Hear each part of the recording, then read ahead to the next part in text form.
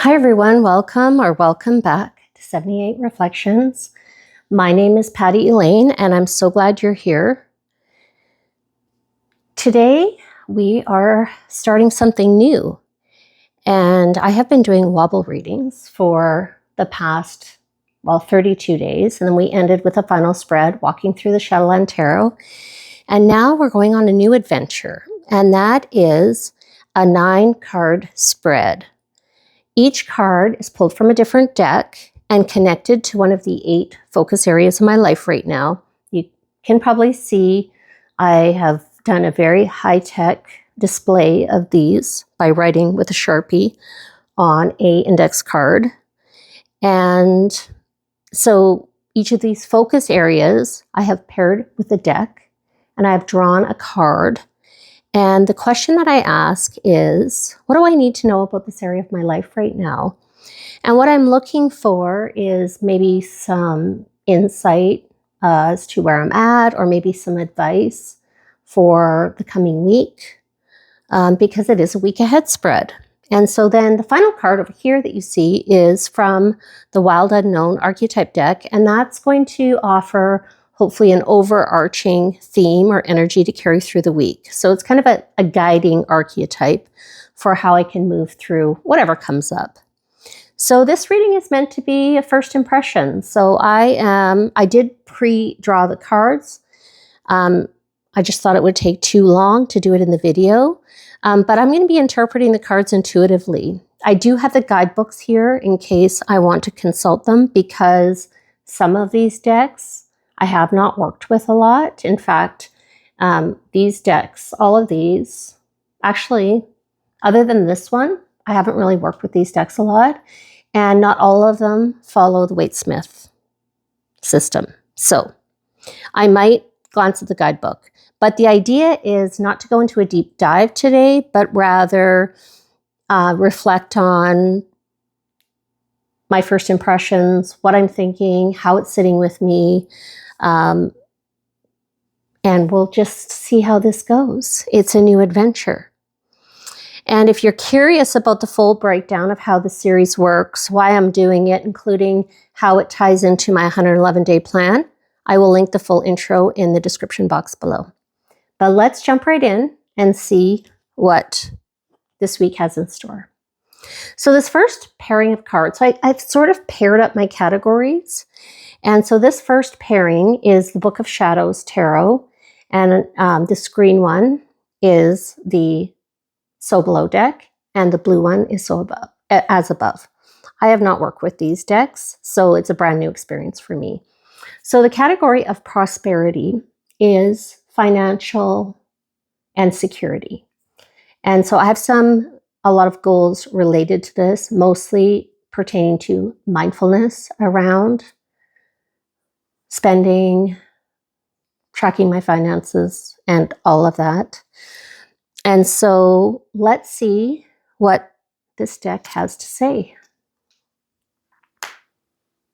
Okay, well, the Three of Swords card I'm very familiar with.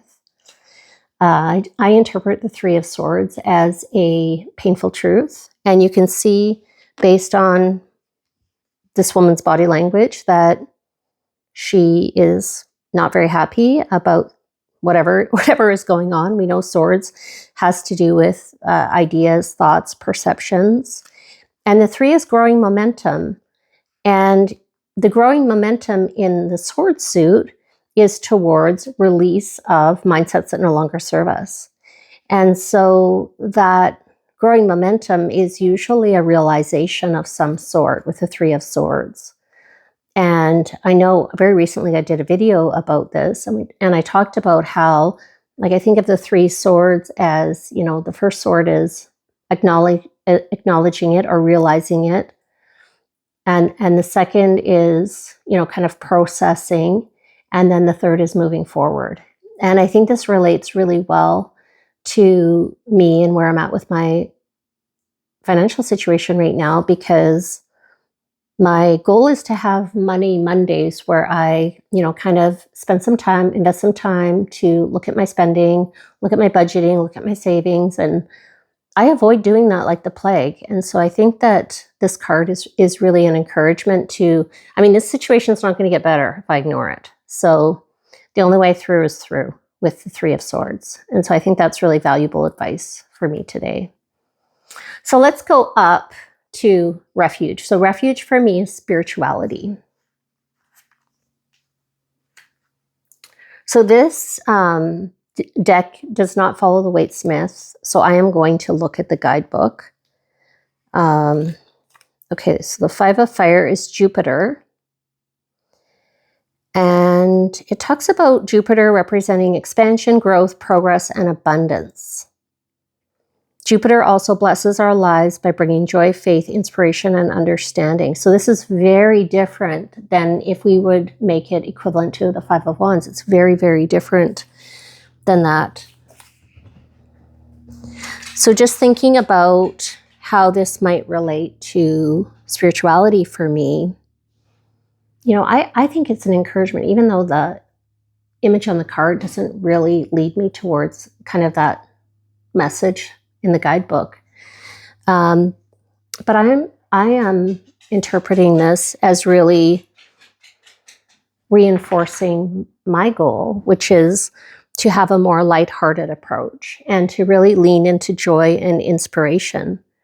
And that, you know, my spiritual practice doesn't have to be heavy. It can be playful, light, and even fun. And I think I need to bring that fun into it, because I would say these two categories, what they share in common is I felt some heaviness and obligation towards them, and which is not something that I typically enjoy, is having obligations. So good messages in there. So let's move on to vitality. So vitality is health and wellness. I chose an oracle deck, the Sacred Destiny oracle deck, which I have not worked with at all, and inner peace. Well, I don't feel like I need to look at the guidebook for that, because I think this is also reinforcing the decisions I've made regarding my health and wellness, which is to take a more relaxed and peaceful approach to it, not being so stringent, not being so harsh, not being so rule bound, or I have to do X, Y, Z, 8 times a week, or I have to do this, or I have to do that, but rather kind of lean into more of a natural, peaceful way of self-care. Beautiful. So up above that, I have insights, which is personal learning, growth. A lot of this is having to do with my deck and walk. That's probably one of my main goals regarding insights. Is I'm doing a deck and stroll. And this is the Witch Sister Tarot. I have also not worked with this one. And the Witch of Stones. So let me just see if I can find it. The Witch is equivalent to the Page, and Stones is similar to the Page, or sorry, the Pentacles. And I'm just glancing at the book here. It talks about the Witch of Stones, shows us complete dedication to a calling or task. She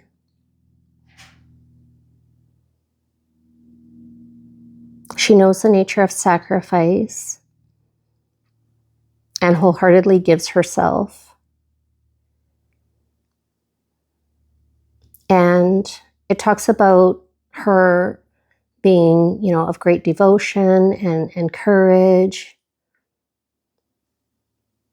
I think it's really interesting. It's like an intense, Page of Pentacles, but I love the Page energy because the Page is about curiosity, and I think that even in this imagery, you can see her being quite intense. And, I am really enjoying learning about astrology, learning about tarot, like kind of integrating it with what I know about tarot. And also this kind of form of spread that I'm doing today, I think would fall under insights. And so I think it's just really me absorbing myself in it and enjoying the process, which is what I see in this imagery, is her really enjoying it. And I think the snake is interesting on her thigh, because I think of the snake as being transformation. And it's also up here. You can see also the snake up there. All right, so let's move on to stewardship. Stewardship is, for me, it is taking care of my assets, my house, my car, doing all of the things, adulting things. Interesting. Okay, the High Priestess. This is the Fifth Spirit Tarot. And, that's a really interesting card. And I think that the messaging I'm getting is really consistent with where I want to go with my goals over the next 44 days. And what I'm getting from the High Priestess is to connect with my inspiration. And, I tend to approach stewardship, which, stewardship just by nature is a to-do list. I never seem to get through the to-do lists of, just the day-to-day grind to actually get to the other things that I want to do as part of my stewardship, which is, feathering my nest and decorating for spring and maybe doing some fun stuff outside. So I think that card is an encouragement to do that, which I will accept. So pursuits for me is passion projects. And so the sun, well, isn't that a beautiful card for the passion projects? Because the sun is all about finding joy. And look at the sunflowers. So it's all about joy and happiness and really leaning into joy and happiness. What a beautiful message for pursuits. Impact is my work, my career. Ooh, Nine of Swords, the Nightmare card. Yeah. I have been pretty tormented. I have a lot on my plate right now. It feels heavy. And I have been doing a lot of, ruminating and worrying. And so, that really makes a lot of sense for me. I'm just going to see if I can jump to that page in the guidebook. Yeah, it talks about the card of nightmares and unfounded fears, struggling to deal with anxiety. Yeah, that's absolutely true. And yet the sword is in your mind. And so we have a lot of power to deal with it. And I think it's important with the Nine of Swords that we're not actually in danger. We're just kind of feeling overwhelmed. And so I think this is an interesting card, like bookending with the Three of Swords, because I feel like there's somewhat a similar energy to them. But I think the Nine of Swords is more like an internal despair and imagining the worst. And so I think that the remedy to the Nine of Swords is about, grounding myself in practical action and knowing what I can do, and also making sure that I'm not over dramatizing it. All right, let's see. Next, adventures. So that's fun and relationships. Oh, the Two of Cups. Well, that is, so the Two of Cups is about alchemy. It's about connection. And this is a beautiful image from the Everyday Witch. I am familiar with this deck and I do love this deck. And, this card does really depict what's going on in my life right now. I feel like I have good relationships. My daughter is here with me right now. We've been enjoying some wine together. In fact, we're going to be enjoying some wine together tonight. And so, yeah, I think that's just an encouragement of where I'm at right now. And I feel really good about it. So let's look at the last card.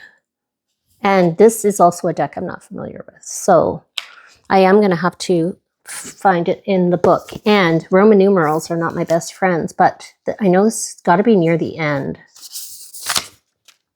Here we go. The Vessel. So this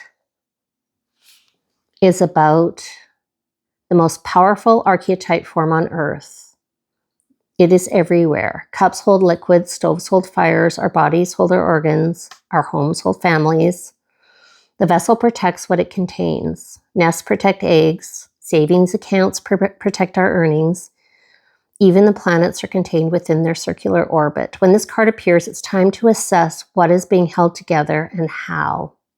Is the vessel too tight, too loose, broken, empty, full? It is natural for structures to be formed and eventually fall apart. The vessel has a life cycle that must be honored. Is it time for you to build, break, or repair? You must find out. Wow, that's a powerful message, because I think it really speaks to, you know, the structures that I have in place right now. And I did have in my last reading the Tower card, and I think it really spoke to the structures in my life needing to be reestablished. And so I think that's a really good card to go into this week with, something that I'll want to do some journaling about. And one of the notes on the side of this page, I love this book, it has messages all around. The mentor and the healer must pay particular attention to this archetypal form. Healing cannot be sustained without a strong container. So this week, it's going to be all about the vessel. Well, this has been interesting. I would love to hear your thoughts on this reading and what you think of the 9-card spread for the week ahead. And I'm so glad that you're here. Thanks for joining me. I will be doing these readings every Sunday. So if you would like to come back for more, I'll post another video next Sunday. I'm also doing the deck and stroll, so you might see videos about that coming up here and there. But please like the video if you do. Thanks for coming by, and I look forward to seeing you in the next one. Until then.